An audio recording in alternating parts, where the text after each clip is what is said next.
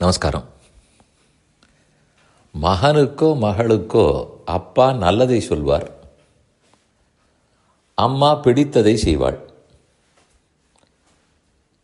இதுதான் அதிகமாக காணப்படும். அம்மாவும் நல்லது சொல்லுவாள், அப்பாவும் பிடித்ததை செய்வார்.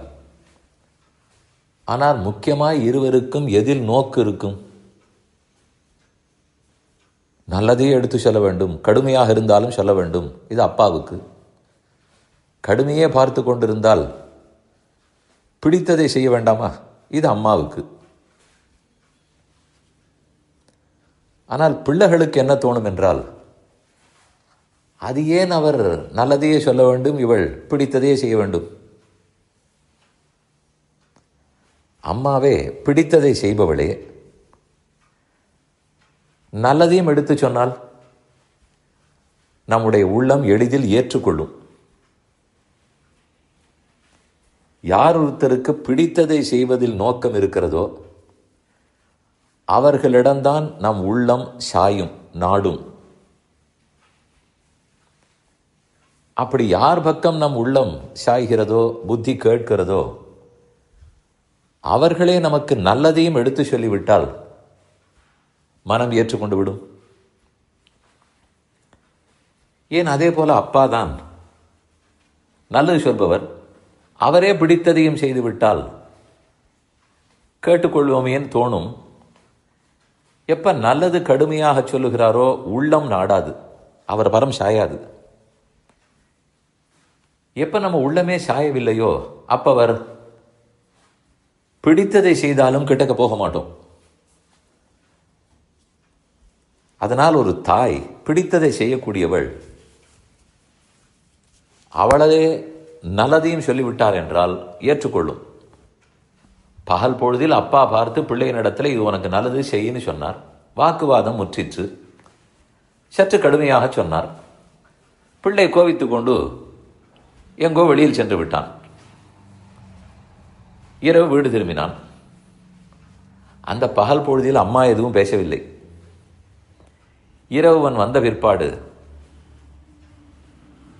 சாப்பிட்டு முடித்த பிற்பாடு மெதுவே பேச்சு கொடுத்தாள். அவனுக்கு அம்மாவிடத்தில் அன்பு, பேசிக்கொண்டிருந்தான். பகலில் அப்பா என்ன சொன்னாரோ அதையே வேறு மாதிரி பிடிக்கும்படிக்கு எடுத்து சொன்னாள். பிள்ளை கேட்டுக்கொண்டு விட்டான். அதற்கு மேல் இதைத்தானே காலையில் அப்பாவும் சொன்னார்னு அவள் பேச மாட்டாள். தான் வேலை முடிந்து விட்டதே. பிள்ளை ஏற்றுக்கொண்டான். இதைத்தானே அவர் சொன்னார்னு சொன்னால் திரும்ப சண்டை வரலாம். இப்ப நான் சொன்னது வீட்டுக்கு வீடு நடக்கக்கூடிய உண்மைதானே. அதனால் யார் நம்மை புரிந்து கொள்வாளோ, பிடித்ததை செய்வாளோ, அவர்களே சற்று நல்லதையும் எடுத்து கொஞ்சம் கடுமையாக இருந்தாலும் சொன்னால் மனம் ஏற்கும். இவ்வளவு நேரம் நான் சொன்னது வீட்டுக்கு வீடு இருக்கும் எடுத்துக்காட்டு. இப்ப சொல்ல வேண்டியதற்கு வருகிறேன். சர்வேஷாமேவ லோகானாம் பிதா மாதாச்ச மாதவஹா. இது மகாபாரதத்தில் ஒரு ஸ்லோகம். பஞ்சபாண்டவர்கள் திரௌபதி காட்டில் இருக்கிறார்கள். அப்போது மார்க்கண்டேய ரிஷி அவர்களை சந்திக்கிறார். இன்னும் பல ரிஷிகளும் கூடினார்கள். இவர்களுக்கு எது நல்லது என்று ஒவ்வொருத்தராக எடுத்து சொன்னார்கள். அப்போது கண்ணனும் சத்யபாமாவும் அங்கு வந்தனர். கடைசியில் மார்க்கண்டேயர் சொன்னார், இந்த ரிஷிகள் சொன்னதெல்லாம் இருக்கட்டும், எல்லாருக்கும் பிதாவும் மாதாவும் பகவான் தான். இதோ கண்ணன் உட்கார்ந்து இருக்கிறாரே இவர்தான். பெத்த தாயும் அவர்தான், பிறப்பித்த தந்தையும் அவர்தான். அவர் திருவடிகளை கெட்டியாக பிடித்துக் கொள்ளுங்கள், அதுதான் உங்களுக்கு ஒரே வழி என்று மார்க்கண்டேயர் கூறினார். பெருமான் எப்போதும் ஹிதத்தையே பார்ப்பார், கடுமையாக சொல்லுவார். நம் நல்லத்துக்கு தானே சொல்லுகிறார். அதே நமக்கு என்ன வேணும் என்றாலும் 108 பிரதட்சணம் பண்ணியோ நமஸ்காரம் பண்ணியோ அவரிடத்துக்கு தானே கேட்கிறோம். அப்ப வேண்டியதெல்லாமும் கொடுக்கிறார். இருந்தாலும் அவரிடத்தில் நமக்கு என்ன பயம்? தண்டனையும் அவர் தானே கொடுப்பார். வேண்டியதெல்லாம் கொடுக்கிறார். ஆனால் அசுரர்களுக்கும் அரக்கர்களுக்கும் தண்டனை கொடுத்திருக்கிறார். அதை கண்டு எனக்கு சற்று பயம். இதே மார்க்கண்டேயர் குரு, ஆச்சாரியன். எப்ப அவர் குருவாக இருக்கிறாரோ, நம்மை போல மனிதன். நமக்கு எது நல்லது தீயது தெரியும், எது பிடித்தது பிடிக்காது தெரியும். பிடித்ததை செய்யக்கூடிய குரு நம்மாட்ட மனிதர். அவர் நமக்கு நல்லதை எடுத்து சொல்லும்போது மனம் ஏற்றுக்கொண்டு விடும்.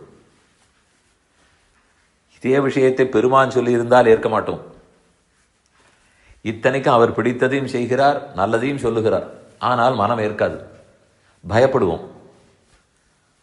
ஆனால் நமக்கு இருக்கிற குரு ஆச்சாரியன் ஒன்றை எடுத்து சொன்னால் மனம் எளிதில் ஏற்றுக்கொள்ளும். அதனால்தான் பெருமானுடைய உபதேசத்தை விட குருவனுடைய உபதேசம் சிறப்பானதுன்னு சொல்லுகிறார்கள். அதை பெருமானும் ஏற்றுக்கொள்கிறார். நாம் நேரே அவரிடத்தில் செல்வதை விட ஒரு குரு மூலமாக சென்றோம் என்றால் அது அவருக்கும் பிடிக்கிறது. அதை போல பெருமான் நேரே என்னை அருளுவதை விட ஒரு குரு மூலமாக வந்தால் எனக்கும் சௌகரியமாக இருக்கிறது. மார்க்கண்டேயர் சொன்னது ஏற்றனர்.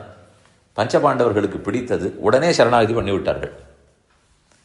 அதனால் தான் சொன்னேன், நமக்கார் பிடித்ததை செய்வாரோ அவரே நல்லதை சொன்னார் என்றால் மனம் ஏற்கும்.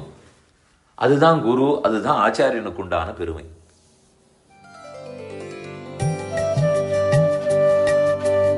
இந்த என் பணி ஆடியோவை உங்களுக்காக வழங்கியவர் வேலுக்குடி ஸ்ரீ கிருஷ்ணன் சுவாமி. இந்த ஆடியோவை தினமும் உங்கள் மொபைலில் பெற கிஞ்சித் என் பணி KINCHITENPANI என்ற ஆப்பை கூகுள் பிளே ஸ்டோரிலோ அல்லது ஆப்பிள் ஐ ஸ்டோரிலோ டவுன்லோட் செய்து கொள்ளவும். தினந்தோறும் இது போன்ற உபன்யாசங்களை கேட்டு மகிழவும்.